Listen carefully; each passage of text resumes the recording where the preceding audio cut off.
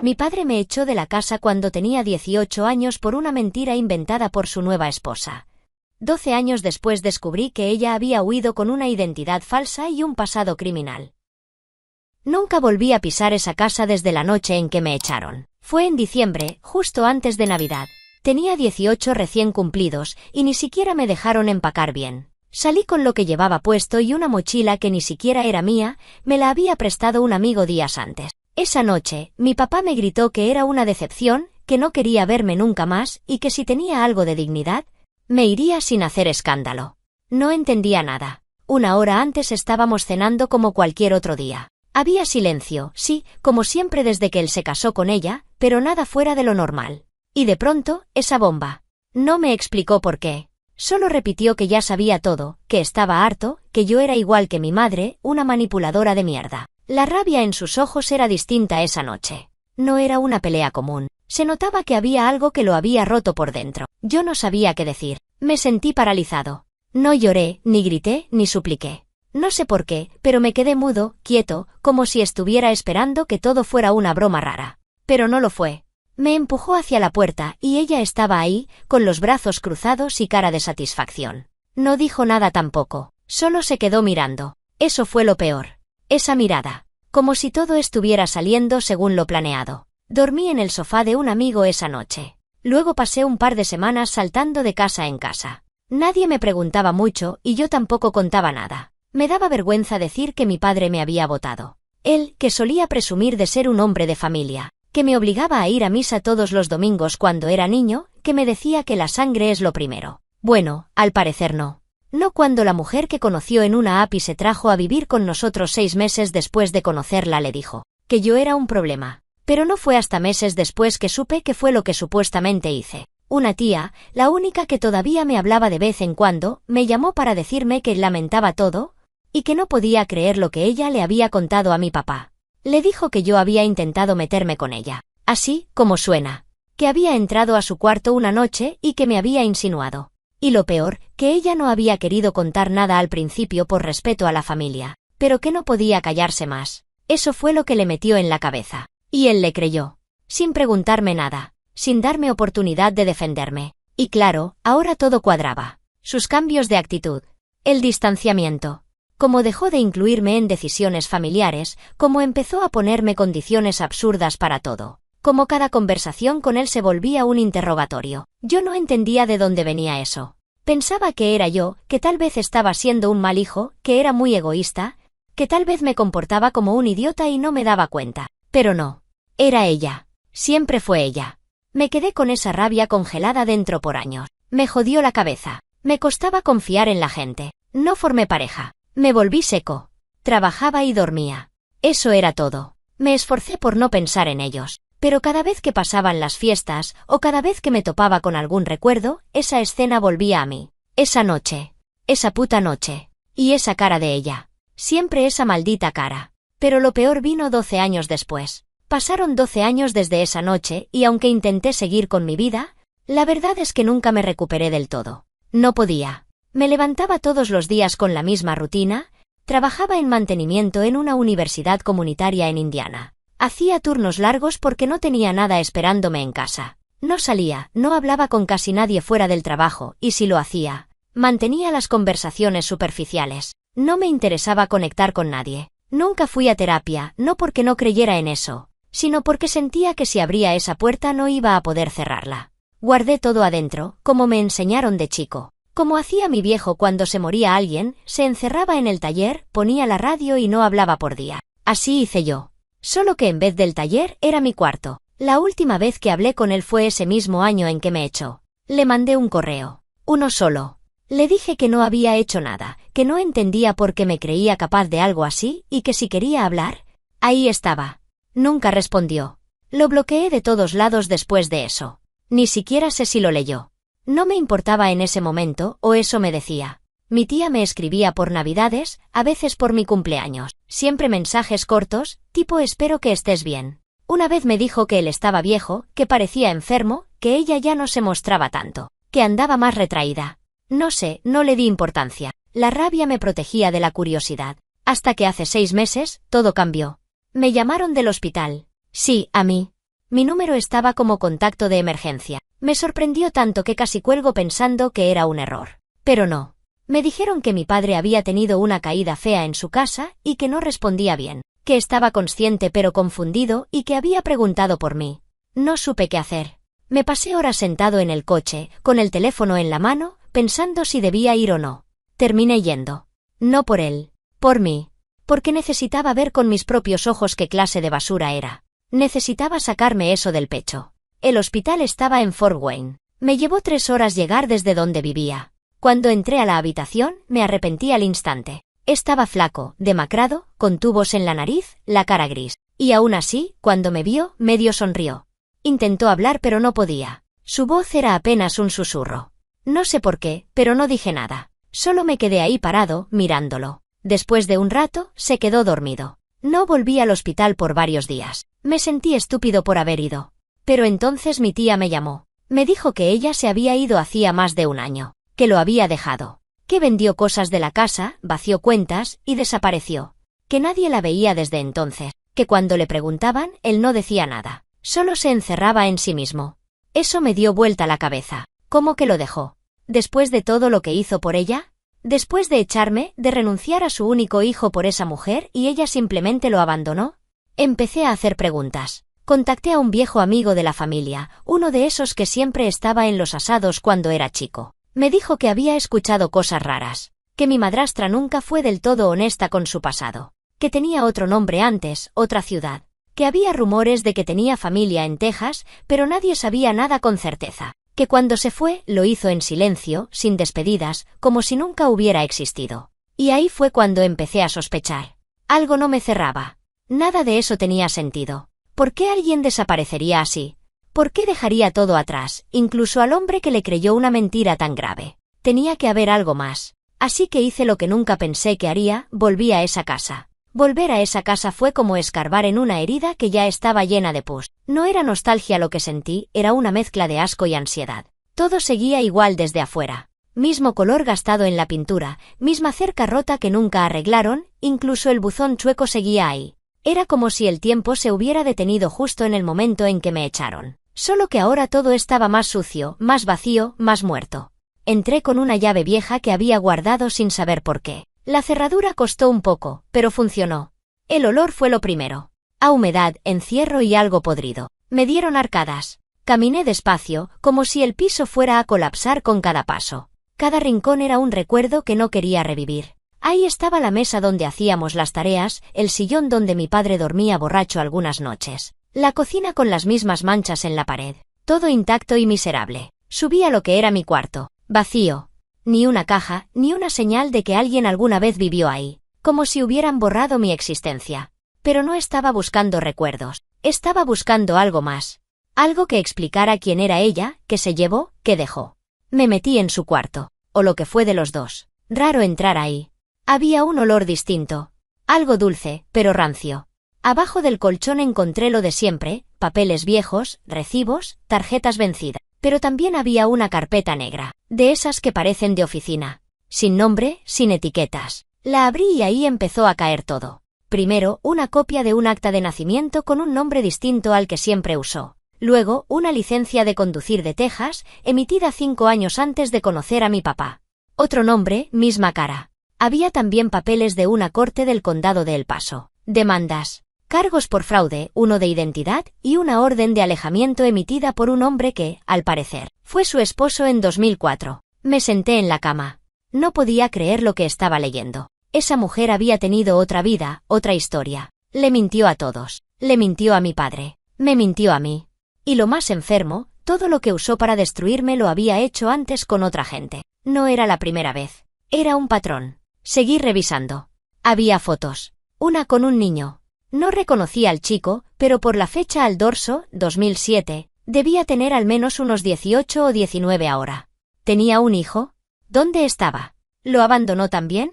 Encontré una libreta. Estaba llena de notas sueltas, frases cortas, cuentas, direcciones. En una de las hojas decía algo como JB me buscó otra vez, tengo que irme antes de que me encuentre. Eso fue escrito con urgencia, se notaba. No había fecha. Pero era su letra. Lo supe apenas la vi. Sentí un golpe en el estómago. Todo esto había sido una mentira desde el principio. Ella vino a esta casa, a nuestras vidas, para esconderse de algo o de alguien. Usó a mi padre. Y cuando ya no le servía, se fue. Lo vació.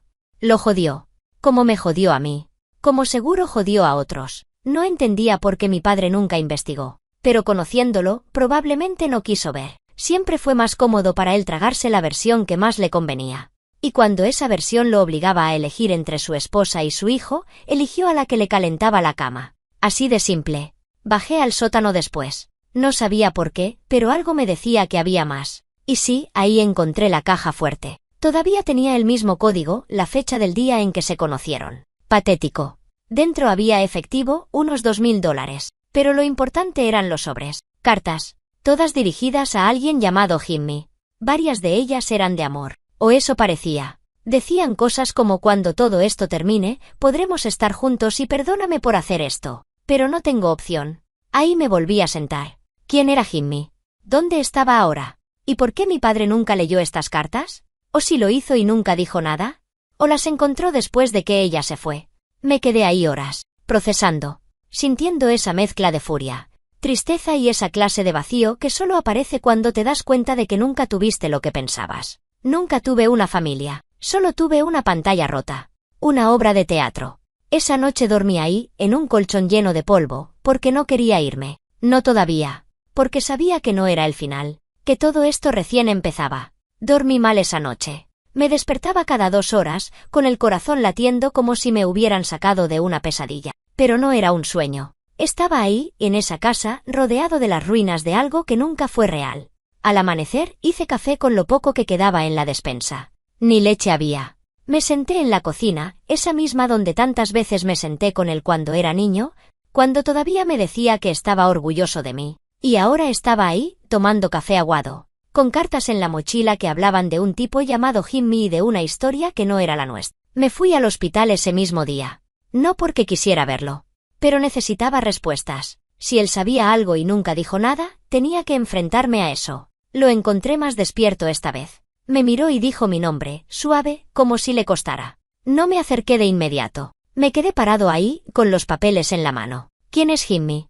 Le pregunté sin rodeos. Se le borró la expresión. Apartó la mirada. Empezó a toser. Me alcanzó un poco de agua sin decir nada. Cuando se calmó, solo dijo: lo sabía. Me acerqué. Me apoyé en la baranda de la cama. ¿Desde cuándo? Tardó. Como si estuviera eligiendo las palabras, o como si no tuviera fuerzas para mentir más. Al final, habló. 1 año después de que se fue. Encontré las cartas. No las leí todas. Leí un par y las volví a guardar. No quise seguir. ¿Por qué no dijiste nada? ¿Para qué? Dijo, sin levantar la vista. Ya no había vuelta atrás. Te había perdido a vos. Y a ella también. Lo miré. Quise odiarlo con toda mi alma en ese momento. Pero no pude. No porque lo perdonara, sino porque ya no me quedaba odio. Me lo había consumido todos estos años. Me echaste por algo que no pasó, le dije. Por una mentira. Me arruinaste la vida por alguien que ni siquiera era quien decía ser. Yo no supe qué hacer, respondió. Y ahí sí me dio bronca. Lo agarré de la bata del hospital. ¿Y eso es todo? ¿No supiste qué hacer? ¿Esa es tu gran excusa? No me miró. Cerró los ojos. No quería creer que era mentira. Porque significaba aceptar que me equivoqué con todo. Con vos, con ella. Con todo. Me solté. Me alejé. ¿Sabes cuántas veces pensé en matarme? Le dije. Y eso le pegó. Lo vi en su cara. Se le borró toda la postura. Por un segundo, pareció realmente darse cuenta de lo que había hecho. No sé si tenés arreglo, le dije. Pero vos vas a quedarte solo. Como quisiste. Como mereces. Me di la vuelta y salí. No le dejé tiempo a responder. No lo quería escuchar más. Esa conversación no fue para él. Fue para mí. Para cerrarlo. Para darme permiso de seguir con mi vida sin esa sombra encima. Pero no podía cerrar todo aún. Porque ese tal Jimmy existía. Y yo necesitaba saber quién era. ¿Por qué ella hablaba de él como si fuera parte de un plan? ¿Por qué había tantas cartas para él en esa casa? ¿Y por qué, si ella ya había destruido tanto, todavía se escondía? Así que empecé a buscar. Lo primero que hice fue revisar los papeles otra vez. En una de las cartas había un apellido. Lo busqué en registros públicos de Texas. No tardé mucho. Apareció en varias bases de datos. Tenía antecedentes. No muchos. una multa de tránsito, un incidente doméstico en 2008 y una orden de alejamiento en 2011. ¿La víctima? El mismo nombre con el que ella firmaba las cartas. Eso cambió todo. ¿Ella huía de él? ¿O estaban metidos juntos en algo más turbio? Busqué más. Encontré un perfil viejo en Facebook. No tenía publicaciones desde 2016, pero había una dirección en el condado de Hidalgo. Escribí esa dirección, solo para ver si alguien respondía. Y alguien respondió. 2 días después, recibí un correo de una dirección anónima. Solo decía, no escribas más. Ella no está aquí. Deja esto en paz. Era él. Tenía que serlo. Y no era una amenaza. Ese correo me dejó frío. No por el contenido, que era breve y hasta educado, sino por la confirmación de que él existía. Jimmy. El tipo que aparecía en las cartas, el nombre que ella había escrito con desesperación. El que, aparentemente, la conocía de mucho antes que mi padre. El que podía ser parte del pasado que ella quiso esconder. Lo leí al menos 20 veces. No escribas más. Ella no está aquí. Deja esto en paz. No había amenaza directa, pero el tono tenía algo inquietante. Algo seco, firme. Como si estuviera hablando con alguien que ya había vivido esto antes. Como si supiera que buscar respuestas no me iba a traer nada bueno. Pero ya era tarde para dejarlo en paz. Pasé las noches siguientes investigando. Busqué todo lo que pude sobre él. Encontré un registro de trabajo en una empresa de transporte en Brownsville, Texas. Nada del otro mundo. Lo habían despedido hacía 1 año por conducta inapropiada, pero no había detalles. También aparecía como demandado en un caso civil de 2013, por agresión. ¿La demandante? Otra mujer. Distinto nombre. Mismo patrón. Todo lo que iba encontrando lo apuntaba en un cuaderno viejo. Era mi forma de ordenar el caos. Fechas, nombres, lugares. Entre todo eso, una línea empezaba a hacerse clara. Esa mujer, mi exmadrastra, tenía una historia llena de fugas, hombres rotos y versiones diferentes de sí misma. Cambiaba de ciudad, de nombre, de víctima. Usaba a la gente. Y cuando ya no podía manipular más, desaparecía. Empecé a reconstruir lo que podía haber pasado. Mi padre no fue el primero. Fue uno más. Otro idiota útil. Y probablemente Jimmy también. Aunque había algo en sus palabras, en ese correo, que me hacía pensar que la historia con él no había terminado bien. Que tal vez no era cómplice, sino otro engañado. Lo que me obsesionaba era entender por qué armó todo ese show para sacarme del medio. ¿Por qué esa mentira tan jodida? ¿Por qué no simplemente forzar mi salida con excusas, con conflictos normales, como cualquier otra madrastra manipuladora? Había algo más. Y lo encontré sin buscarlo, en la última visita que hice al hospital. Mi padre estaba peor. Había perdido peso, ya no comía bien. Parecía un cascarón. Fui porque necesitaba otra cosa. No un perdón. No reconciliación. Quería saber si él también había sospechado de todo esto. Llevé conmigo las cartas. Se las puse en las piernas. Le dije, ¿sabías todo esto? ¿Tenías alguna puta idea de quién era ella realmente? Las miró. Lento. Como si no le diera el cerebro para procesar tanto. Y dijo algo que no me esperaba. A una vez me pidió plata, para pagarle a un tipo que la tenía amenazada. ¿Qué tipo? No sé. Nunca dijo. Solo que era alguien de antes. Que si no pagaba, él iba a contar cosas que iban a arruinarla. ¿Y le diste? Sí, admitió, como si estuviera confesando haber vendido el alma. Saqué del seguro de vida. Casi 10.000. ¿Cuándo fue eso? A un mes antes de que se fuera. Ahí me di cuenta. No solo lo había manipulado emocionalmente, lo estafó. Y el punto de quiebre fue cuando vio que ya no podía seguir exprimiéndolo. Cuando notó que él no tenía más que ofrecer, lo dejó. Y lo dejó con la vergüenza, con la culpa, con la enfermedad. Salí de ese hospital con la garganta cerrada. No por tristeza. Por impotencia. Por años creí que era el villano de esa historia. Que me había pasado algo inentendible. Pero la verdad era mucho más jodida. Había sido una víctima más. Como él. Como otros antes. Ese día decidí que no iba a dejar que esa historia se muriera ahí. Me puse en contacto con una abogada. Le conté todo. Le mostré las cartas, los documentos, el acta de nacimiento falsa, todo lo que había encontrado. Me dijo que era posible armar un caso de fraude, incluso de identidad falsa, si encontrábamos a alguna de las otras víctimas dispuestas a declarar. No lo hacía por justicia. Lo hacía por venganza. Yo quería encontrarla. Y esta vez, no me iba a esconder ni a quedarme esperando respuestas. No sabía si lo que estaba haciendo era legal del todo, pero a esta altura me daba igual. Tenía copias de todo. Las cartas, los documentos, la libreta con los nombres, el acta con su otro nombre. Y la abogada, una mujer dura que trabajaba casos de violencia doméstica y fraudes personales, me dijo algo que me quedó dando vueltas. Si esta mujer existiera bajo su nombre real, ya estaría presa. Y ahí se encendió algo en mí. Ella no se había ido por miedo a Jimmy. Ella no se había ido porque mi padre le falló. Ella se había ido porque sabía que su historia falsa se caía. Porque sabía que alguien, en algún momento, iba a mirar un poco más de cerca. Tal vez yo. Tal vez alguien más. No importaba. Ella vivía en huida permanente. Era su forma de existir. Entrar, convencer, controlar, robar y desaparecer. No era una loca. Era una estafadora. Una profesional. Así que empecé a buscar más allá.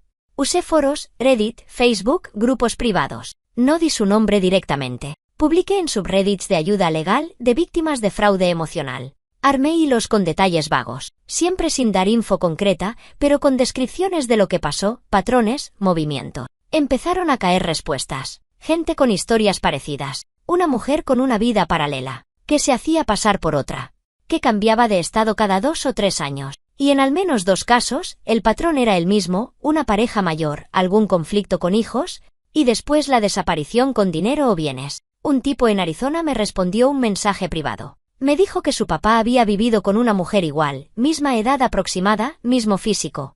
Y que un día, después de 3 años juntos, ella desapareció llevándose el auto y una cuenta bancaria entera. Nadie la volvió a ver. Ni los vecinos, ni la familia. Solo dejó una nota diciendo que se iba por seguridad.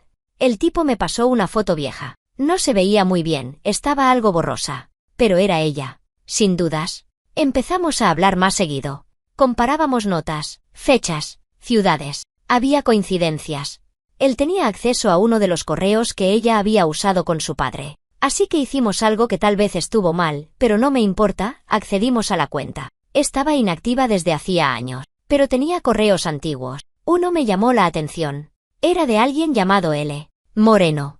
Un correo corto, ¿podés venir antes del 3? Si no firmamos los papeles esta semana, me cagan con la pensión. La dirección IP del envío, Las Vegas, Nevada. Nevada. No era el lugar más esperable para alguien que quiere desaparecer, pero también es el lugar ideal para alguien que quiere perderse entre el ruido. Entre casinos, turistas, luces, moteles y segundas vidas. Así que decidí hacer algo que ni yo me creía, pedí vacaciones en el trabajo y me fui a Las Vegas. Llevaba 12 años cargando con esta mierda. Ya estaba jugado. Llegué sin muchas expectativas. Me hospedé en un lugar barato, cerca de Henderson. Pasé los primeros días caminando sin rumbo, revisando bases de datos públicas, buscando alguna coincidencia con los nombres que ya conocía. Nada. Silencio. Empecé a dudar. Tal vez ella ya se había ido otra vez. Tal vez estaba en otro estado. Tal vez había muerto. Pero el 4.º día, pasó algo. Entré a una lavandería común. Nada especial. Y ahí, entre las personas esperando sus turnos, la vi. Estaba más flaca. Con el pelo más claro. Pero era ella. Sentada, leyendo una revista vieja, como si nada. Me congelé. Literalmente no podía moverme. Me quedé mirándola desde atrás, como un idiota. Me costó reaccionar. Pensé en 1000 cosas. ¿Le hablaba? ¿La seguía? ¿Le tiraba toda la verdad en la cara? Al final, me acerqué. Me senté en una silla al lado. Ella no me reconoció al principio. Hasta que la miré y le dije, «Hola, ¿hace cuánto no armas una mentira?» Ahí me miró. Y su cara fue un espectáculo.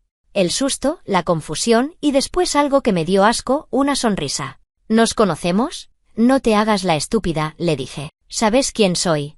Tardó unos segundos. Y después, simplemente se levantó. Quise seguirla, pero me agarró un tipo que estaba ahí, como si estuviera preparado. No era un matón, pero se notaba que lo habían puesto para eso. Me dijo no vale la pena, amigo. Y ella salió, sin apuro. Corrí detrás, pero ya se había subido a un auto. Un sedán blanco. Se perdió entre las calles en menos de 1 minuto. Estuve temblando media hora. No por miedo. Por bronca.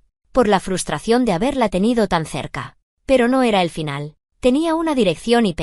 Tenía un área. Tenía más fuerza que nunca. Esa noche entendí que la iba a encontrar. Y cuando lo hiciera, esta vez iba a dejar marcas. Esa noche no dormí. No podía. La tenía ahí, a metros, después de 12 años, y se me volvió a escapar. Como un fantasma. Pero esta vez no fue como antes. Esta vez, ella sí me reconoció. Esa sonrisa torcida que hizo antes de irse, esa cara de otra vez no vas a hacer nada. Me dejó con el corazón quemando. Me hizo sentir la misma rabia de cuando mi viejo me empujó a la calle, pero multiplicada por 1000. Porque ahora sabía todo. Sabía lo que había hecho, lo que había destruido, lo que se había llevado. Y le daba igual. Esa noche me quedé en el motel revisando todo lo que tenía. Volví al correo de L. Moreno. Busqué registros de propiedades con ese nombre en el área de Las Vegas. Aparecieron 2. Uno estaba vacío desde hace más de 5 años. El otro, una casa modesta en North Las Vegas, figuraba como vendida hacía menos de 2 años. Pero no a nombre de ella. A nombre de una mujer llamada Lucía Renner. Jamás había escuchado ese nombre. Pero cuando vi la foto del perfil que tenía en un portal de negocios, era ella. Con lentes, pelo teñido y al menos 10 años menos en la imagen. Pero era ella. Ahí lo confirmé, estaba viviendo con otra identidad más. Otra máscara. Al día siguiente fui hasta la dirección. No sabía bien para qué. Ni siquiera sabía si quería volver a verla o solo confirmar que existía, que seguía mintiendo, que no se había salido con la suya del todo. Llegué al vecindario y me quedé en el auto, con el aire prendido. Observé por horas. Vi salir a un pibe adolescente. Alto, flaco, con la misma cara que tenía yo a esa edad. Supe al instante, era su hijo. El mismo de la foto vieja que encontré en la carpeta. El que ella nunca mencionó. El que tal vez tuvo antes de conocer a mi viejo. O durante. Ya nada me sorprendía. Después salió ella.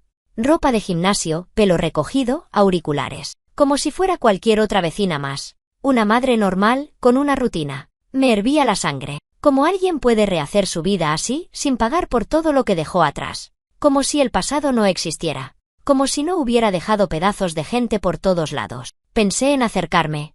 En gritarle todo ahí mismo. Pero había un menor. No iba a armar un escándalo frente al pibe. No tenía la culpa de nada. Así que esperé. Volvió a entrar a los 20 minutos. Empecé a caminar por el barrio, disimulando. Hasta que una vecina me frenó. Una mujer de unos 50, simpática, con acento mexicano. Me preguntó si estaba buscando a alguien. Le dije que estaba tratando de ubicar a Lucía Renner. Me miró raro, pero no con sospecha. Como con curiosidad. Ah, Lucy, me dijo. Sí, vive ahí con su hijo. Son buena gente. Discretos. Ella me dijo que viene de California. Que su marido murió. ¿Su marido murió? Repetí, en seco. Sí, algo así me dijo. Hace años. Dijo que tuvo que mudarse porque allá tenía mala suerte. Mucho dolor. Pobre mujer.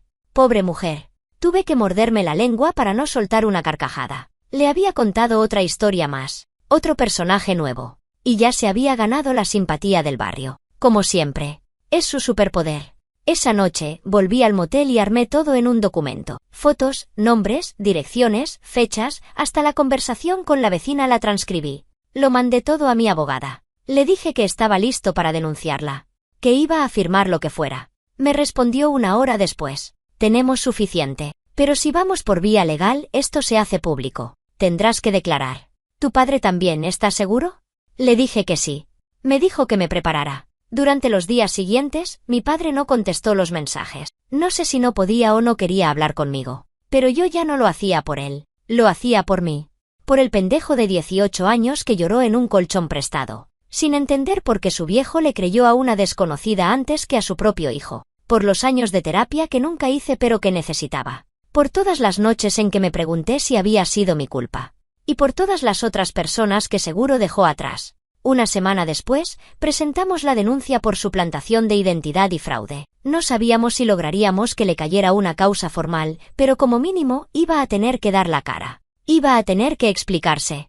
Y esa idea me daba una paz que no sentía desde hace años. Pero la historia todavía tenía una última vuelta. Porque apenas unas horas después de presentar la denuncia, recibí una llamada. Era el número del hospital. Mi viejo había muerto. La llamada me agarró en medio del almuerzo. Tenía un sándwich en la mano y el celular empezó a vibrar. No reconocí el número, pero atendí igual. Era una enfermera del hospital. Su tono era seco, casi automático. Me dijo que mi padre había fallecido esa madrugada. Infarto. No sufrió.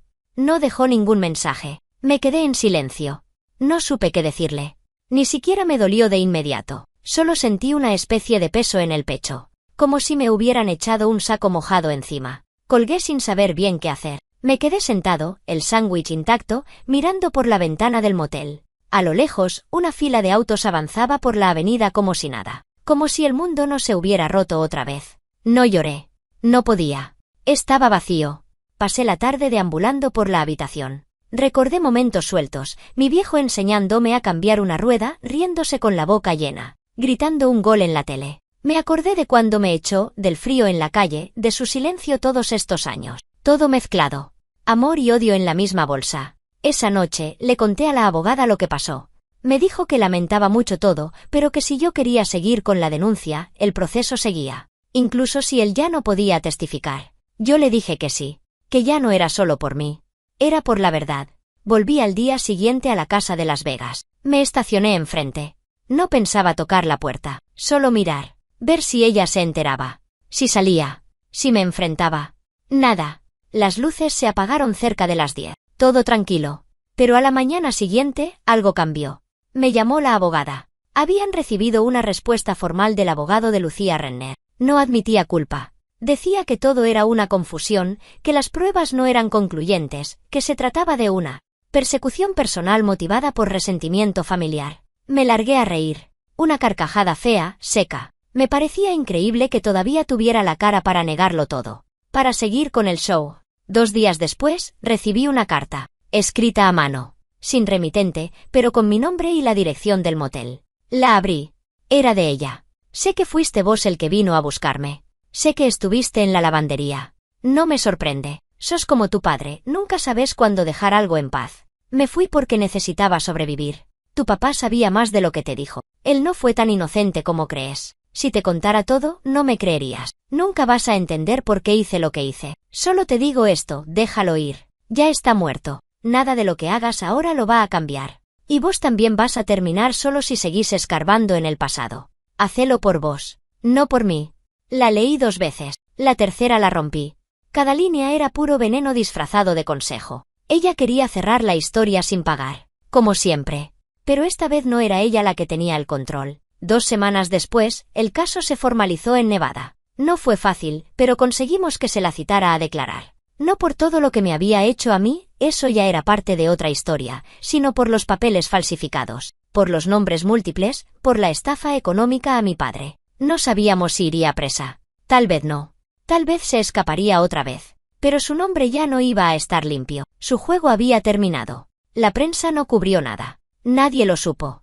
Pero yo sí.